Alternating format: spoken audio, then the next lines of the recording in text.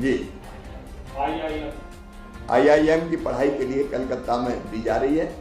हम लोग कल्पना कर सकते हैं कि ऐसे बेटा बेटी जिनमें टैलेंट तो है लेकिन परिवार आर्थिक रूप से सक्षम नहीं है, अगर ये सरकार नहीं होती, मामा नहीं होता तो ये पढ़ाई हो पाती क्या? नहीं हो पाती। प्रसन्नता की बात नहीं सकता जी, कर नहीं सकता नहीं, इसलिए मैं आपको बधाई दे रहा हूँ। आप चिंता नहीं करें, शुभम को मेरा आशीर्वाद दें और शुभम हाँ शुभम की इच्छा है कोलकाता से आपसे मिलना चाहता। जरूर मिलेंगे, परीक्षाएं पूरी हो जाएगी तो समय देंगे। शुभम जो दिनों रात मेहनत करते हैं, अपने खून और पसीने की कमाई आपकी पढ़ाई में लगाते हैं। मैं भी आप जैसे परिवार से हूं।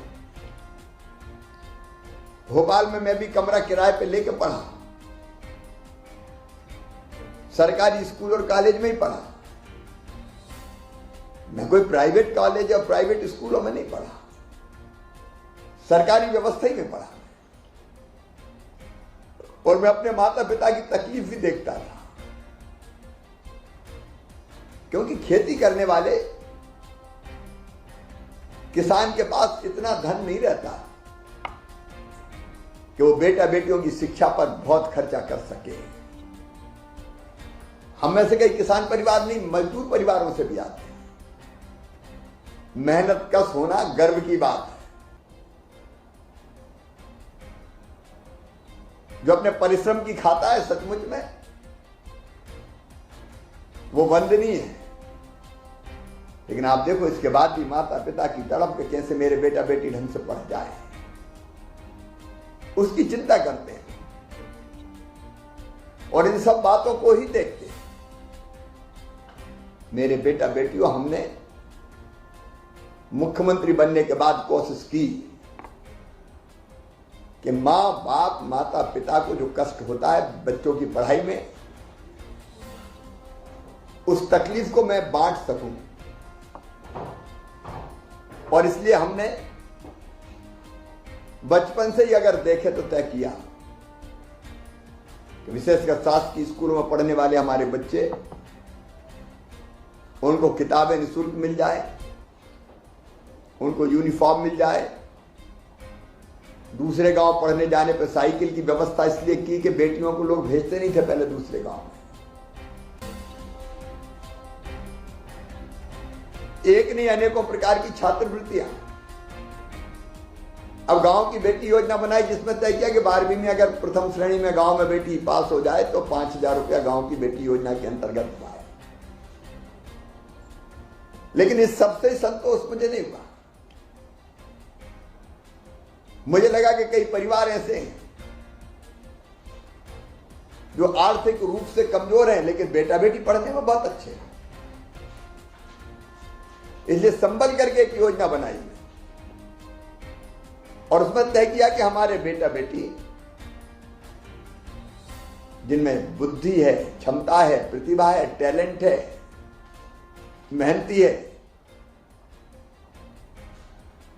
लेकिन मेडिकल की पढ़ाई, इंजीनियरिंग की पढ़ाई। अब अभी हमने MBA करने वाले शुभम के पिताजी से बात की। 11,54,500 रुपया फीस। हम माता पिता नहीं भरवा सकते। मेरे मन में तभी यह विचार आया कि ऐसी योजना बनाओ कि जिसके कारण जिन बच्चों में टैलेंट है वो पैसे के कारण पढ़ाई से वंचित ना हो पाए। और इसलिए तय किया मेडिकल की पढ़ाई हो, इंजीनियरिंग की पढ़ाई हो। हमारे कई बच्चे मेडिकल कॉलेज में पढ़ रहे हैं,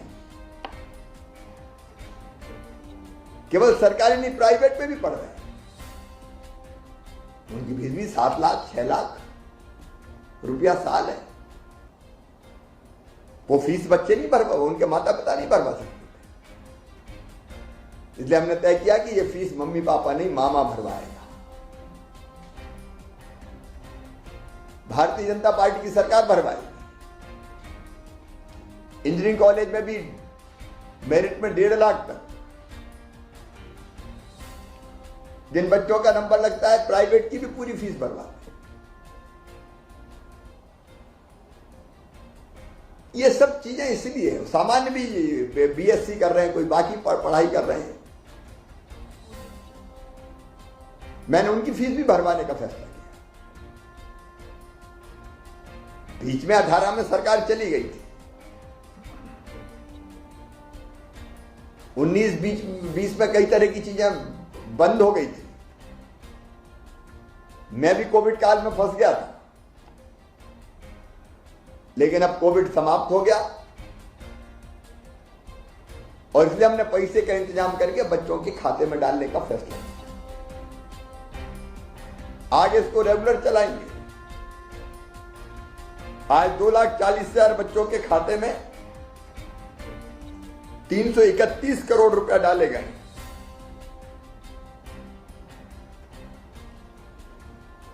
और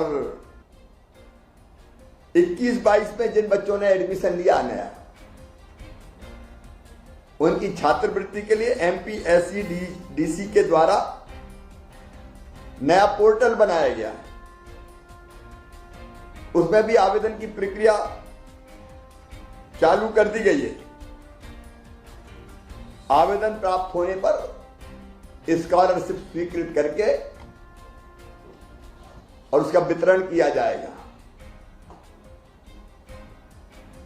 इस साल जो अनुमान हमने लगाया बजट में 703 करोड़ रुपया केवल पिछड़े वर्ग के, अकेले पिछड़े वर्ग के बच्चों के 703 करोड़ रुपया स्कॉलरशिप के रूप में दिए जाएंगे और हम इसको रेगुलर कर देंगे। कोविड काल के कारण देर हुई बीच में, इस साल रेगुलर दी जाएगी और इसलिए समय पर प्रक्रिया पूरी करके समय पे आपके खाते में पैसा पहुंच जाए इसका इंतजाम करेंगे।